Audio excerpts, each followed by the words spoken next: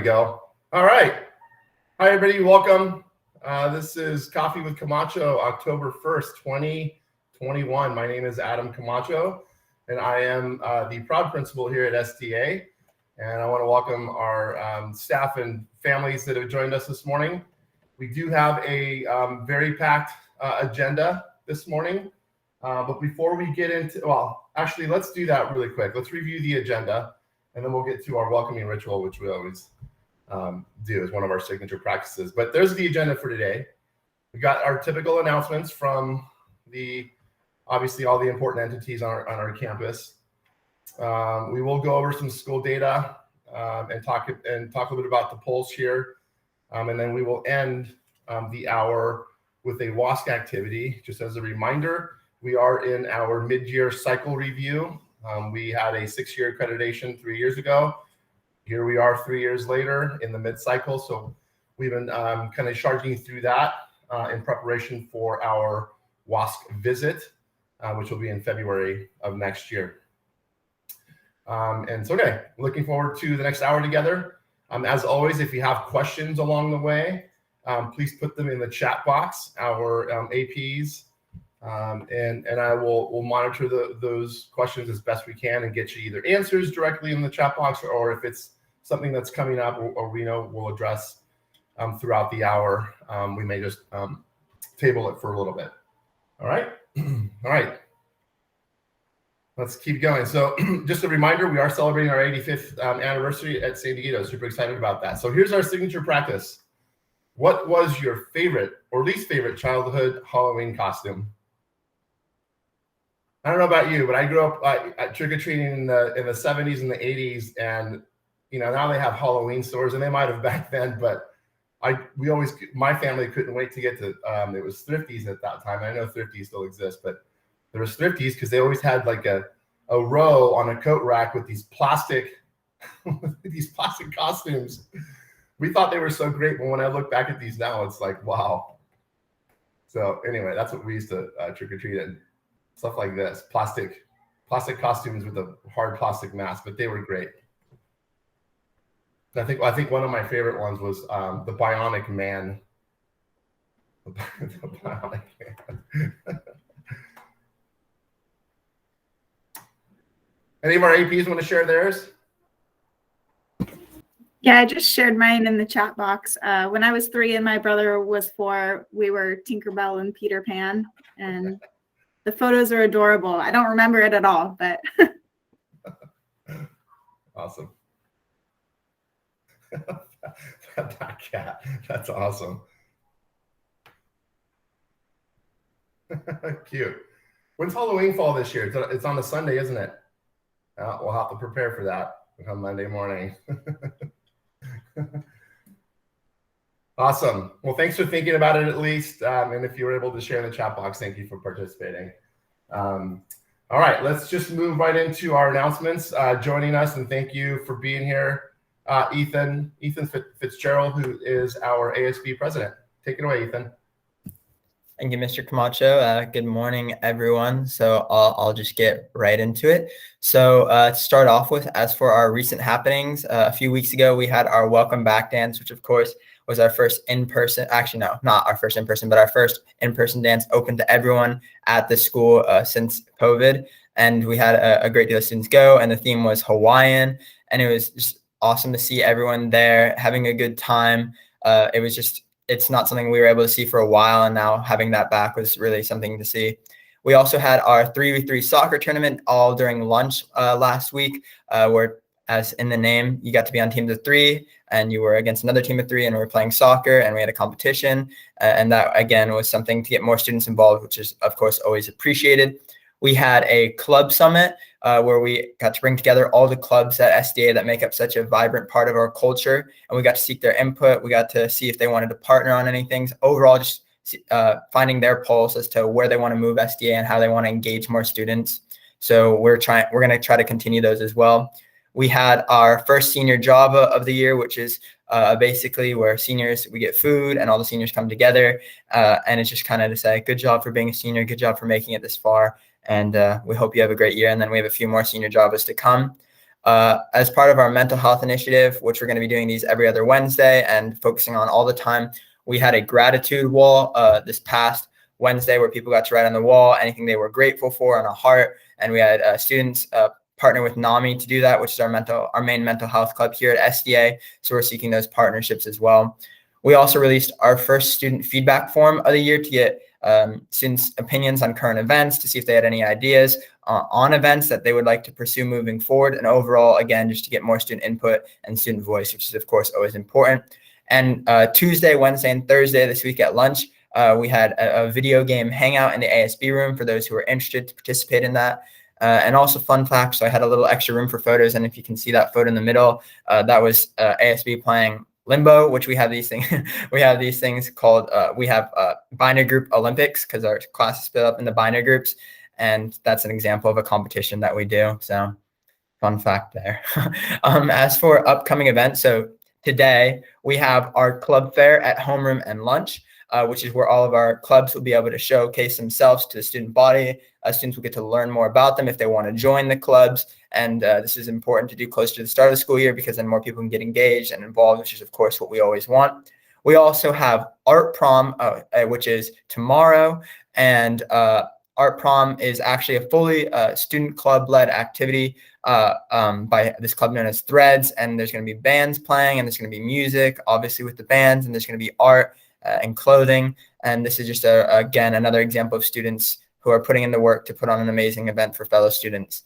2 weeks from now, we have our homecoming dance, which the theme is 70s disco. And this is always a big dance, and we're really looking forward to it. And we have our homecoming assembly coming up as well, which will be our first in-person assembly in a while. And we're going to be doing it outside on the field, which is something I haven't experienced. So that we're looking forward to that. And then finally, we have Spirit Weeks coming up. For example, we're going to have like a PJ day. One of the days is going to be dressing up as the first letter of your name. So my name's an E, so that's kind of a hard one, but I'm looking into it.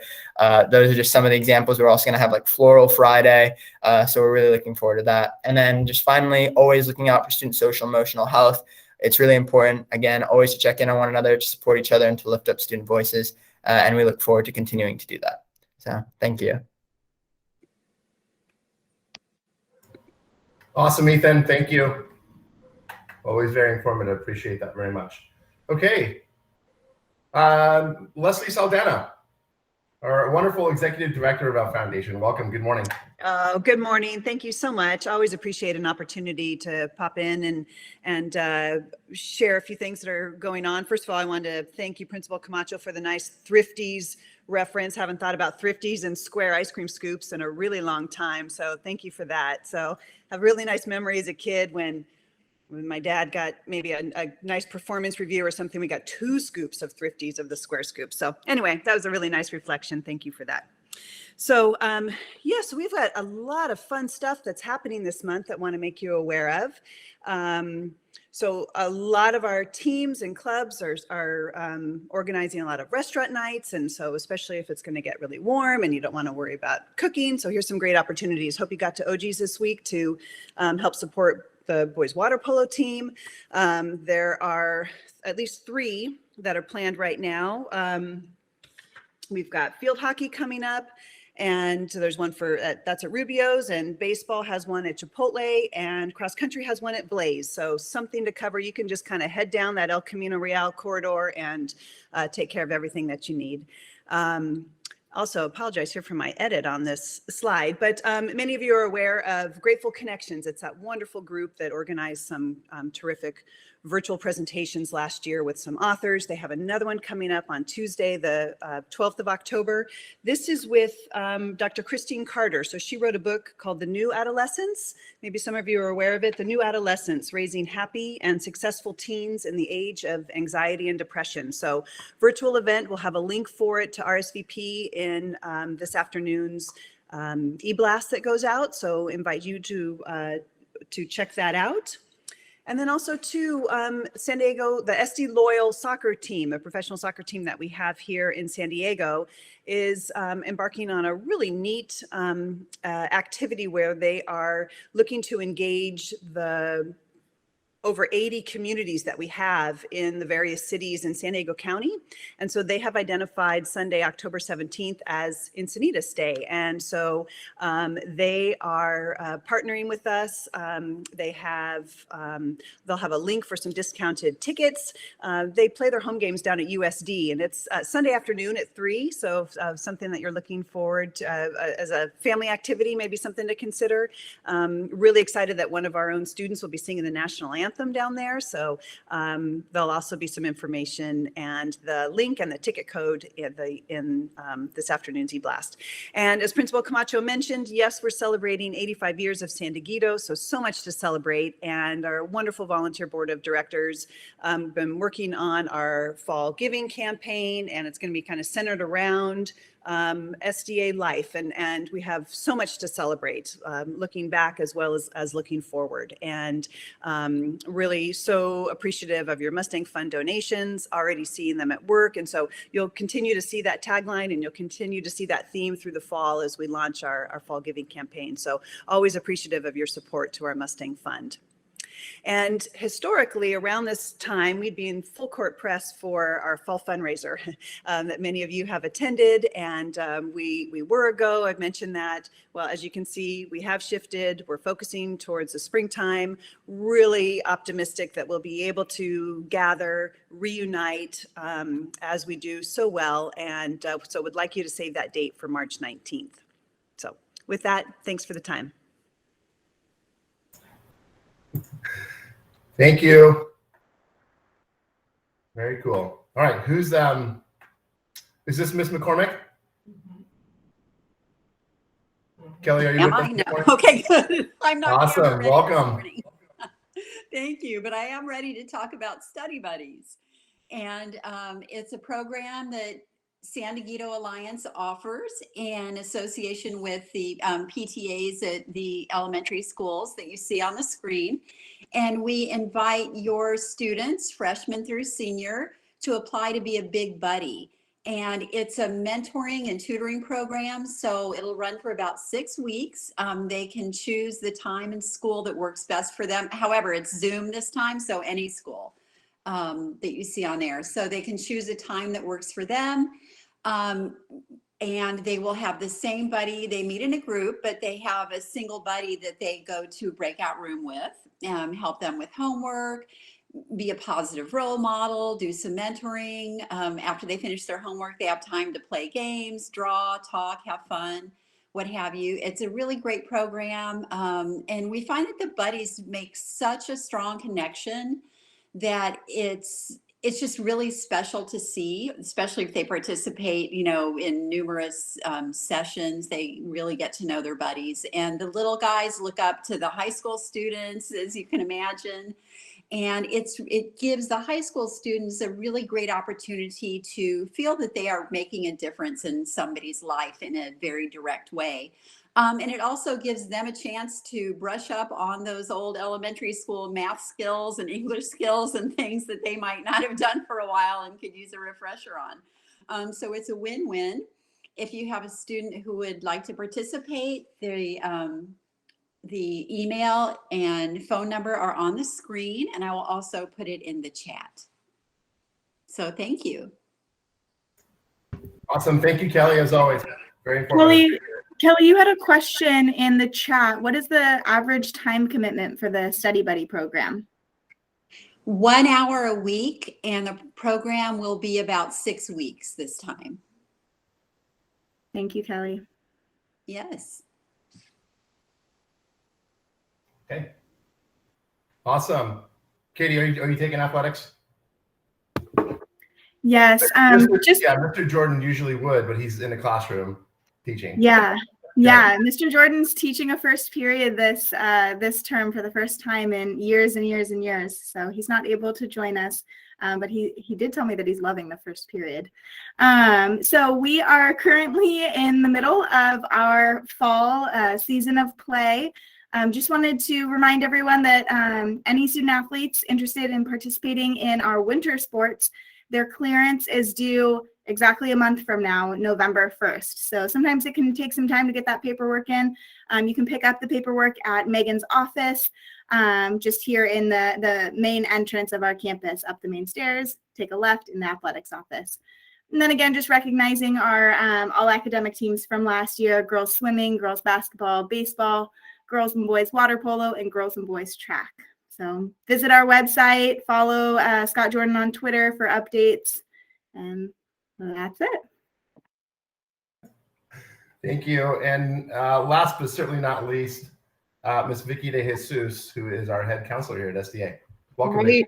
Thank you, thank you, thank you. Few highlights and announcements. We continue to work very closely with our seniors on college admissions. Oh, before I even get started, take a look at those candy on the slide. Those were all very familiar candies that I enjoyed when I was a child. And one of those were particularly my mom's favorite. And I'll share with you here in a few moments which candy she would go diving into our treat bags searching for. So college, we're definitely in the college season, working with our seniors. We have a number of students who are in the college application seminar course, and so they're getting daily college admissions support. And we also working with our students maybe who do not have the college apps course. We meet with them regularly as well. Part of the college admissions process may include the requirement of a letter of recommendation from a counselor or a teacher.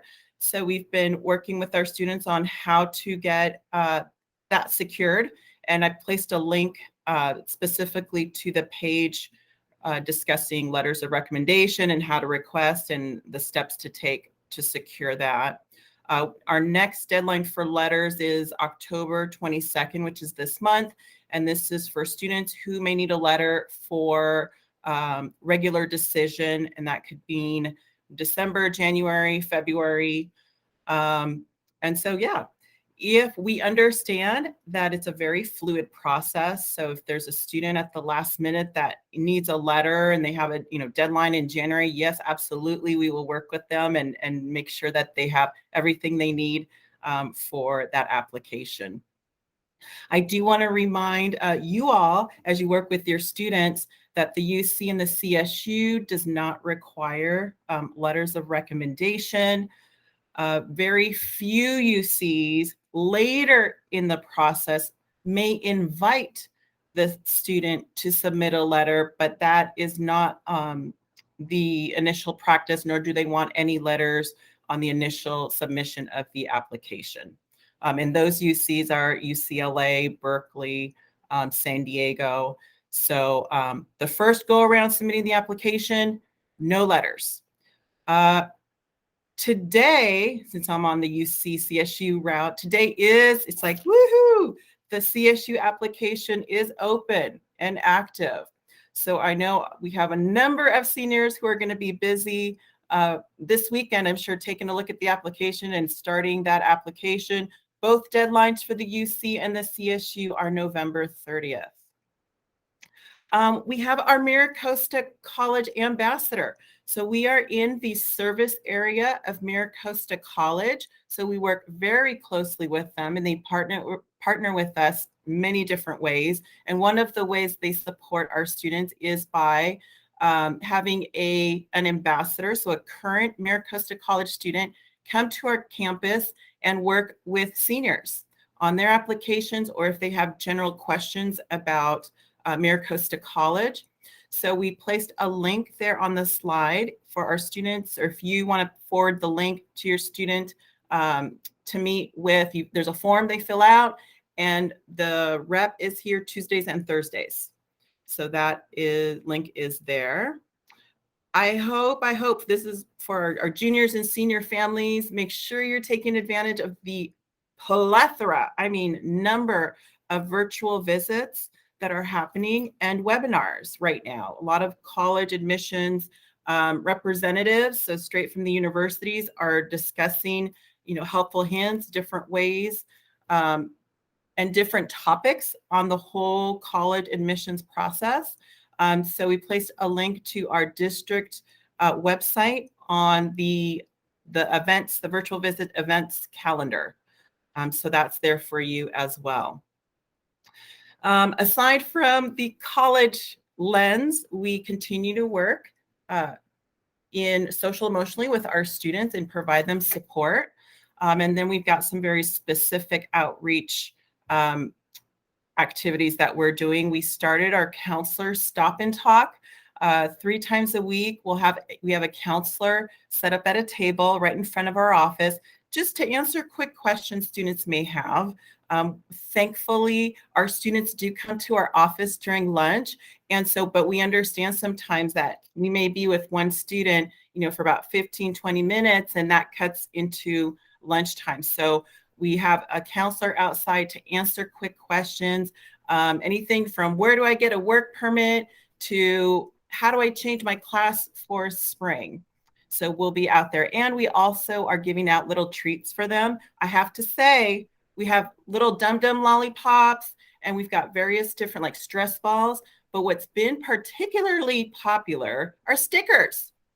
Who knew? Our high school students are loving those stickers, and they'll put them on their notebook and on their water bottles. So that's been kind of fun, and we enjoy having the opportunity to check in and talk with our students. PALS have been particularly busy. So Ann Nevelon, overseeing our PALS program. They also have set up a table outside of our office on Tuesdays and Thursdays. So every day of the week, right outside our office, there's either a counselor or a PAL for additional support. PALs this week went to Oakcrest Middle School to provide some presentations on suicide prevention. So it's been now for a number of years, probably about 4 years now, the PALs continue to work closely with Oakcrest during this time of year. And coming up for PALs is Stress Less Day happening October 7th. They will go into classrooms and have a brief presentation, but it's always well received by students and staff. And then academic support. We understand, progress report grades came out last Friday, so we want to remind families that there is tutoring available. So we placed a link for the tutoring schedule, everything from NHS tutoring Monday through Thursdays and various different topics to our math tutoring with math teachers.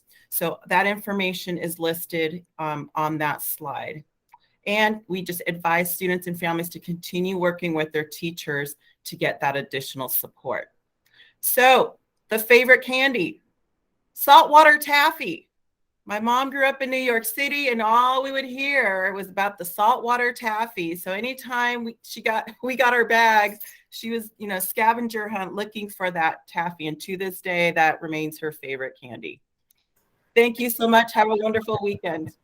Good job, Vicki. I was going to put my money on the Neapolitan coconut. That was one of my favorites. I love coconut. That's awesome. Very good. All right. Thank you. Very thorough. I appreciate that. Lots of links I saw in the chat box. Just a reminder, the presentation along with the recorded presentation, the presentation will be on the website, and then later today as we transition everything to a digital format and can put it on the web, we put the presentation on. So I think we already answered that. All right, Katie. Awesome. Thank you. So for those of you that were with us last month, we talked a little bit about our universal screener, the STAR screener assessment that we began administering in our district last year, administered at 3 separate points during the year: fall, winter, and spring. And we are carrying that over to this year. It is a wonderful, quick assessment in math and reading. And what we love about it is that the data is all nationally normed. And then we can take a look at it in our district and then by sites and all the way down to individual students. So your students' STAR scores are available in Aries. You should have received a report. If you're interested in seeing your students' report, you can reach out to me if you don't have a copy of it. It's a great breakdown of their proficiency level in each subject. Some celebrations here. 98% of our SDA students participated in these assessments over the 2 days. That's well above the expected participation percentage, so we're really proud of our students and our teachers. This is our 4th administration of the screener in our district, but before we start to look at some of the data, I just wanted to draw your attention to the fact that this administration is different from the last administration, and that's different than the last administration. Each time we have given this assessment, students may have been taking it in a different setting or, administered remotely or in the class with their teacher, with some students remotely. So this is our very first screener administration where all students were on campus supervised by their second period teacher. So because of that and the differences in the administration, today, we're not going to take a look at a trend in our data. We will in February go back and take a look at trends between the 2 tests and then also peek back at last year.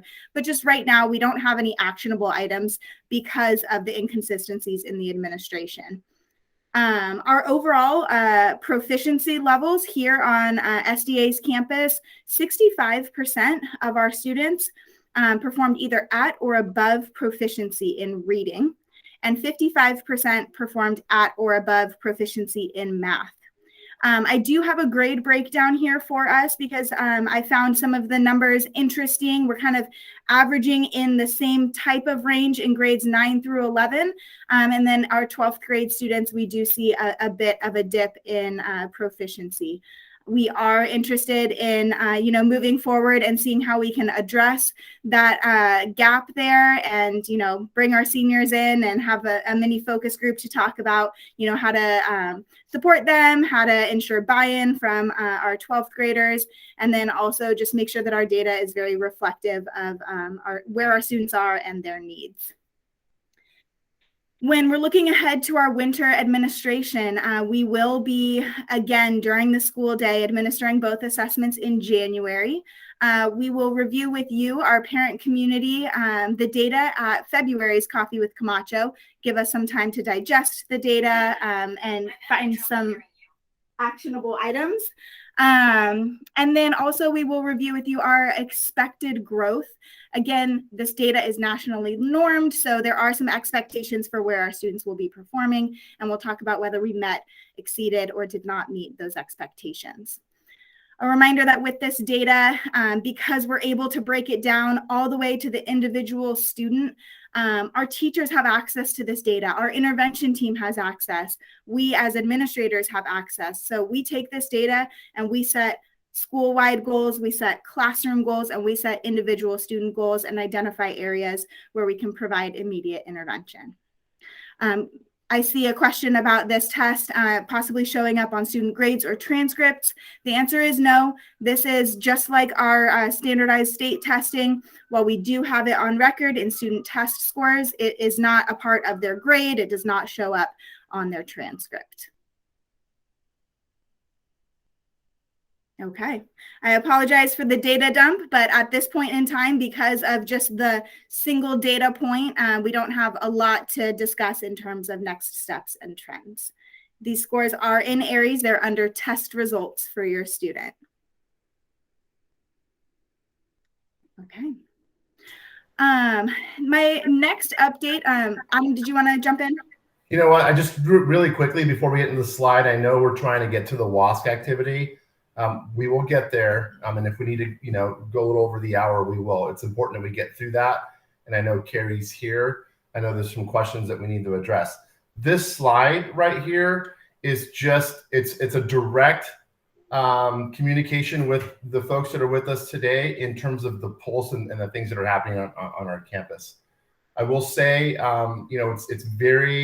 it's the best thing in the world to have kids back on campus, and it's more normal, but we still have COVID and all those protocols in place. So because we've been away, everybody, mainly our students for the last year and a quarter or so, there is an acclimation that's happening as we now near the end of the first quarter.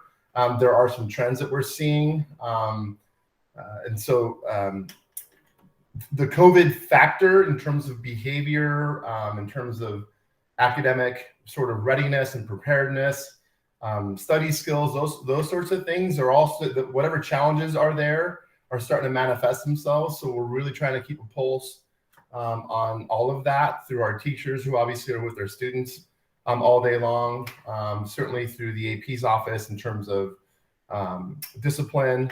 And so we just want to be transparent about the things that we're seeing and experiencing so that you can be a partner as well. We always rely on our parent partnerships to just have the conversations and check in with your kids. You know, what are you seeing? What are you experiencing? We know that their reality, that their perception becomes their reality.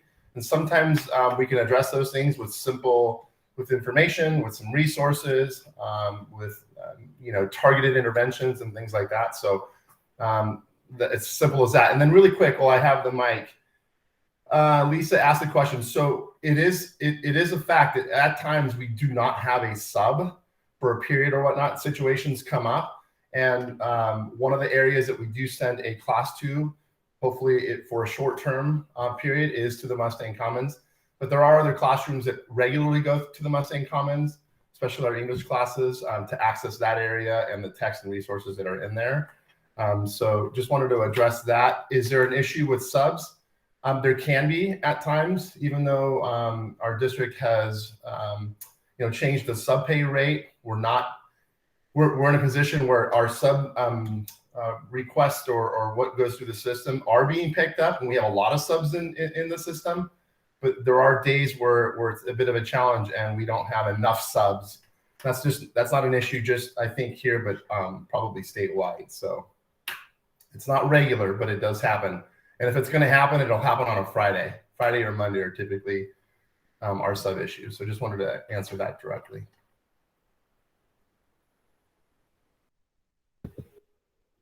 All right. Thank you. Perfect intro. I think that you covered most of it. Just wanted to communicate with our parents some of the things that we are seeing on campus in the realm of vandalism on our campus. We have seen broken items in our restrooms, namely soap dispensers, some faucets, and we have seen some unsanctioned art on our campus that's being done in paint pen and in some cases on the exterior walls, spray paint. The paint pens are fairly common for our students to have, especially in art class, but just encourage you to have a conversation with your student. Really, there's no need to have a paint pen on campus. If it's something that they need for art class, students have drawers in that art class and they're welcome to store their materials there. And then just touching on our peer interactions, I know that last month, our lovely counselor shared with us a presentation about transitioning back to campus and recognizing, that all students are returning to us with various experiences and, various levels of really readiness to be back on campus. And if concerns arise while students are on campus, at home, anything related to campus life, please come see us in the AP office. Students are always welcome down here, no appointment required. We are extremely proud of our students and their courage and their dedication to the safety of our campus.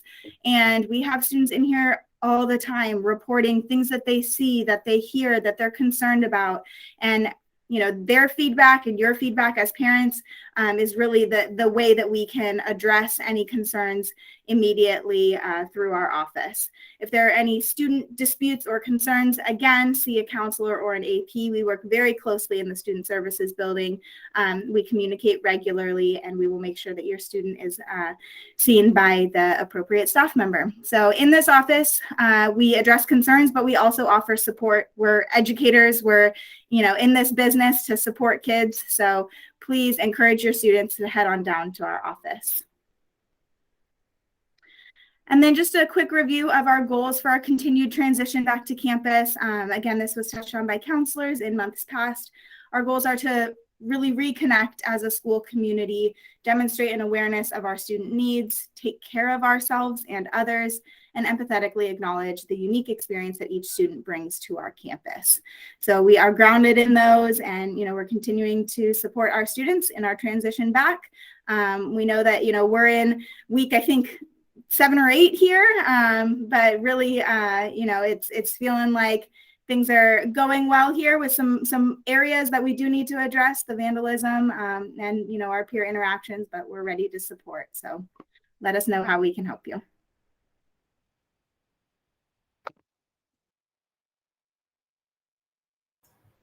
I think you're muted, Michael.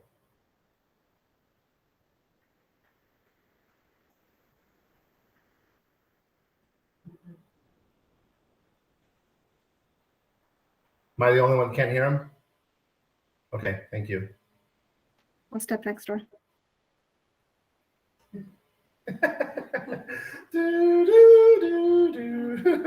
Hey, my computer is not very happy with me. Technology hates me today. So we want to talk, especially with our transition back into in-person learning, about retransitioning back in. We are going to be administering the CoVitality survey. This CoVitality survey is going to help us gauge the social and emotional health of our students. It's happening not just at SDA, but district-wide. The survey is totally voluntary, and this year it will be anonymous. So it's going to give us nice broad pictures of how our students are doing. The students also can, at the very end of the survey, request from non-urgent support at their very end, and then we will be able to follow up. Again, like I said before, it provides school and district themes and overall needs. Here at SDA, we are going to be administering it on October 11 during homeroom. It's only 15 minutes. And later on today, I'll be emailing out some information about the CoVitality. There'll be a preview that you can take a look at the types of questions and the themes that are going to be asked about there, but you'll see that in your email later on today. And in tying with that, it's all about safety. We want to make sure both the physical space of our school, but also everyone who's on campus is safe. We take safety very, very seriously here. And the way that we do it is with a partnership with our staff, our students, as well as our community and families. So honesty and communication is super vital. We want to make sure that when we push out information to you, make sure that it's actually getting to you. So check that accuracy of your email in your Aries contacts. Like it says, it takes a village. We want to support one another. Things that are happening here on school, we definitely want to let you know so you can help us support it here. And just like we tell our students, if they see something, hear something, or even just feel something is not right, please say something so we can make those concerns. And if they ever have any issues or anything, come down to the AP office and we'll be able to help out. And then my last slide here is going into, because we know that flu and cold season is approaching, we want to make sure that everyone stays safe. So if your student is ill, please have them stay home. Contact our attendance office and then provide us some more specifics about the symptoms, mainly because of the fact for certain symptoms, there are some protocols that are in place due to the situation that we're in with COVID-19. So please let us know if there's a chronic disease, let's say with allergies or anything like that, providing a doctor's note so we can have it on file so that they don't have to do any of those procedures to come back onto campus would be great. And then definitely we'll have some resources here like our San Diego County Office of Education symptom tree, decision tree. So you have an idea of what we're using when we do have to have certain protocols in place for that. So I went really fast. Definitely all this information is going to be on our slide deck as well as on our SDA webpage, but feel free to reach out if you have any questions with that. And then now I get to pass it off to our resident doctor here on campus, Dr. Meadows.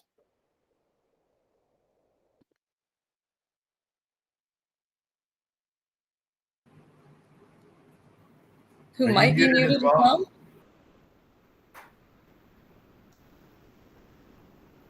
There's something going on in that building over there. Yeah, shall I go ahead and start then? Please. Yeah, all right. Everyone, this is Carrie Coda, alum, awesome social science teacher, beloved educator on this in this community, also co-department chair for the social science department, and a bunch of other things. But in the interest of time, Carrie, and I know you stepped away from your class to be here today, so appreciate your time and certainly your efforts with our Wasp review. Here we go. Of course. No, thank you very much. Yeah, I've been really, really lucky. I was, an alum. I'm a product of the school, and then I've been teaching in the district and at the site for over 20 years. So this is my home, and I absolutely love it. And thank you for being so invested in this and showing up to these type of meetings, parents. It really means a lot. You can see on the slide, that's our mission statement. It's the thing that drives us. But one of the other things this WASP process helps us do, I explained to the students, this is essentially an audit for the school. We're doing an internal look at how well we meet the needs of our students, and we're driven by an action plan. This is something we came up with after sort of an extensive look at all of our data and input from students and parents. And I guess our job today is to help us prepare for this audit group to come in and kind of check us out again, see if we're doing what we're supposed to be doing. So, thanking you in advance for some of that input. We need to make sure we get information from all of our stakeholders. So, Katie, whoever's in charge of this slide deck, thank you. We can move to the next one. I think you have to click a little bit more. There we go. So when the WASP committee came, and this is in 2018, they gave us a review of some of the things we did in our internal audit. And so we're going to do a quick look at the good, the bad, and the ugly, so you can see what direction we're moving in. The good is we have an awesome school culture, and we are very proud of this. We have an atmosphere of tolerance, acceptance, and inclusion for all students, and that committee was able to see that. Click again. And, the idea that we do have caring adults that are available to students has been really important, especially through, all the distance learning and the pandemic. Next one. Hey, Carrie, can you hear me? I can. Oh, good. Keep going. You're doing great. All right. Here's some more good things, and some of them have to do with you. There was an idea that we have a decent amount of school leadership on campus, and then the next one, we had support from the district as well. But this one was really important. We have a lot of parent involvement.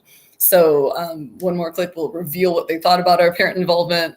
We really enjoy the support we get from parent groups supporting all of our programs. There's even more praise for you on the next slide, so we'll go to that too. One of the bad and the ugly things, which makes it seem it's weird as praise for you, is we don't have a lot of money. So apparently, compared to the districts they're used to looking at, they sort of looked at our funding and were like, what? But because we have been innovative and we do have a lot of support from parents, we've been able to overcome this ongoing issue and provide a lot of programs and opportunities for our students. So that's due to your involvement. Thank you so much. Here's some more things we need to work on. Initiative resistance, one of the things is we're pretty awesome, and that makes it easy for people to sort of sit back and say, yeah, we're good. We don't need to improve. And so that's part of what this process is going to be. Again, thank you for your input to help guide us to that point. Next one. And we do need to figure out systems and processes to use data to help us with that. And, again, this is part of that. So next. We did a sort of look at the beginning of this year where we've been, I guess, and where we're going to with the staff. And we had to ask ourselves, have we WASPed all that well? Very soon, Dr. Metters is going to go through sort of our action plan to remind us of all the things that have kind of driven us. And Katie says we've WASPed well, but one of the sort of easy pat answers we could have, or half joking answer is, did we WASP well? Well, we've been kind of busy. A lot of things have kind of gotten in our way as we're looking at the plans we made in Innocent 2018 oh yeah, I'll let you guys answer those questions. But honestly, when we looked at it in terms of our review, we've been really busy. We've maintained a really strong campus culture, even though we've been distant from each other. We have worked on communication and streamlined that to, we hope a point where you feel connected, even though we're far away. And so the other goals, Dr. Meadows is going to be looking at with you too here in a second, but we're going to ask you to be in virtual groups and actually give us input on some documents to help us figure out what we need to do as we move forward to this next step. We're going to amend our earlier action plan to kind of direct it towards what else we can do to improve. We can check the boxes on some of the things we've already done. We need your input to figure out what's next. So we'll go to the next one. I think that's you. Yep. Before we break into 3 different virtual groups, just going to go over our action plan, which the visiting team will be looking at when they come on March 2nd. First goal for our action plan is to promote and support SDA's safe, inclusive, and accepting culture. Some examples that we have here listed. We have homeroom, our mission and vision and graduation goals, programs for parents and community. These are just some things that, like, as you're in your virtual groups, you can think of like as some examples. So that's our first goal. Katie, we can go to the next slide. Our second goal is improve school-wide communication. Below, there's some examples there that you might come up with some things, like our Friday email newsletter, for example, or social media. Next goal, please. All SDA students will participate in a high-quality course of study that is engaging, purposeful, increases college and career readiness, and provides opportunities to explore interests and passions.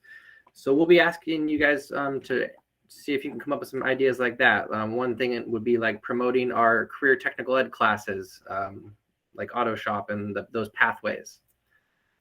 And then our fourth goal is increasing the level of academic proficiency for some of our students who are in subgroups like English learners, reclassified learners, students in special ed or low social economic system.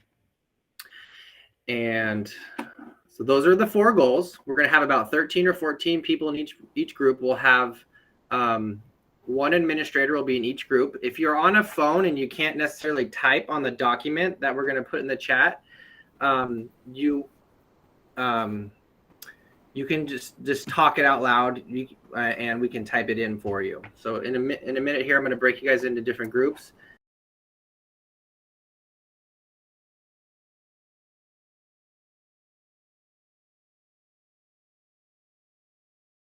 Thank you all to all the parents. We had about 15 in each group. We got a lot of input.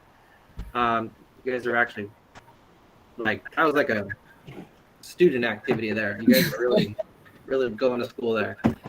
Thank you for your support. Next, we're going to do a very similar activity during our forum with our students, however many we can get there.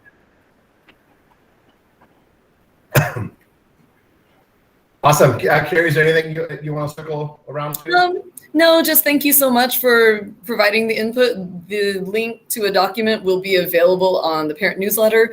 If you could convince other people to put even more input in, that would be great. The more voices we hear from, the better. So thank you so much. Yeah, thank you. So the links will be live on the presentation when we post that on the website, but the links are also going in today's, we refer to it as the monkey, the MailChimp program, but it's the San Diego High School Academy's weekly newsletter that will go out at noon. I saw some questions. I know Holly asked about restrooms, and you all are at least somewhat aware of social media and the impact it's having everywhere, and it has for a long time. I've picked up my cell phone many times in these meetings, especially in person, to just ask parents to monitor their students' social media. And we have had that TikTok issue with the devious links. One where we had some vandalism. We're not immune to that here at SDA. Unfortunately, when that stuff happens, we do have to close a restroom for repairs or whatever it might be. And so when that happens, we do that, put the work orders in, and get that stuff repaired so that we can open the restrooms and make them accessible to students. So, we don't want to lock them down, but we just have to at times because they're not safe, or whatever the damage might be. It just makes those restrooms inaccessible.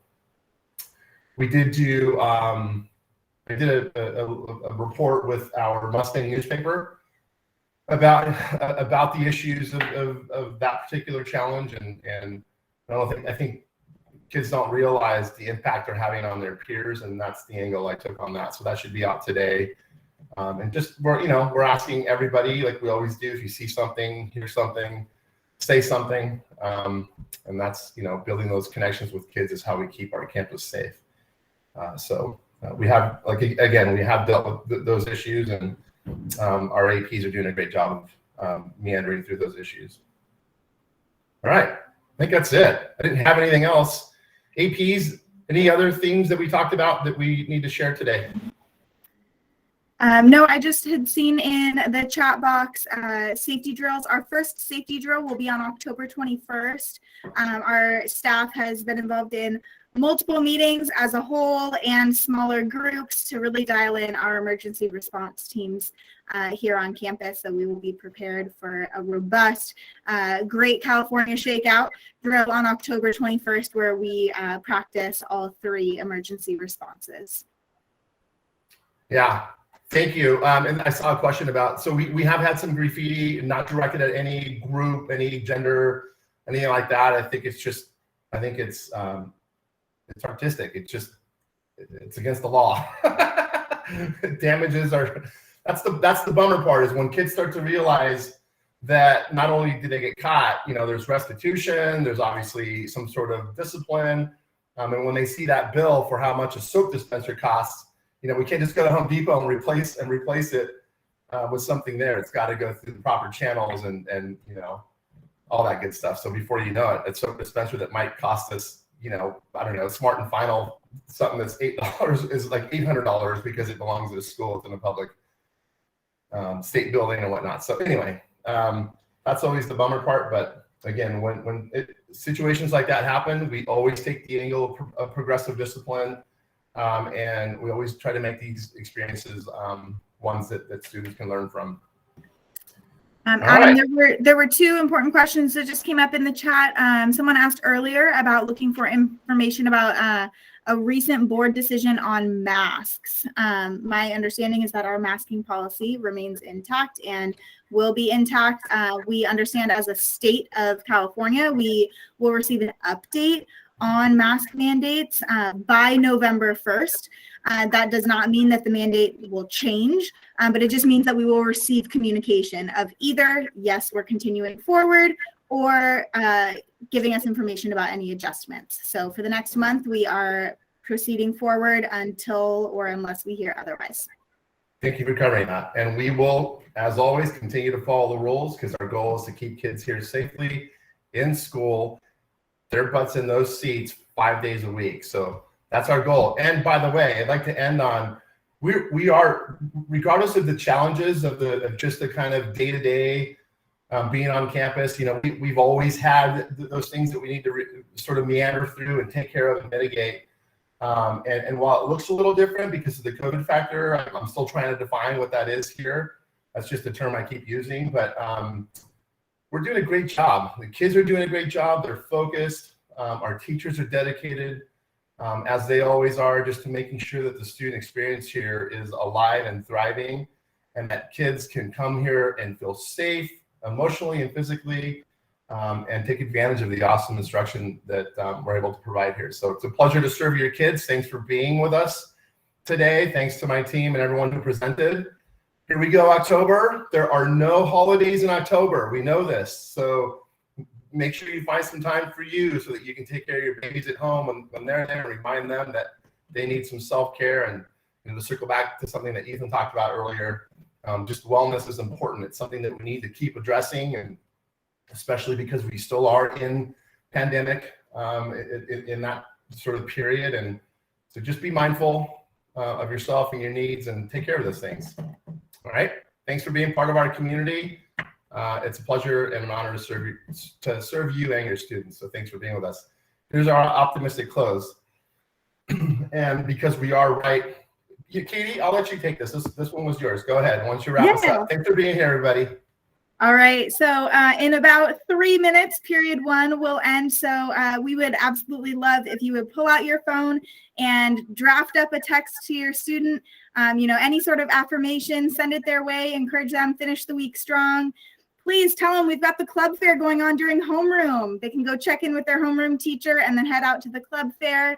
But just show your students some love and enjoy the warm fall weekend ahead of us. Oh, I see Adam. Are you texting your kids? Love it.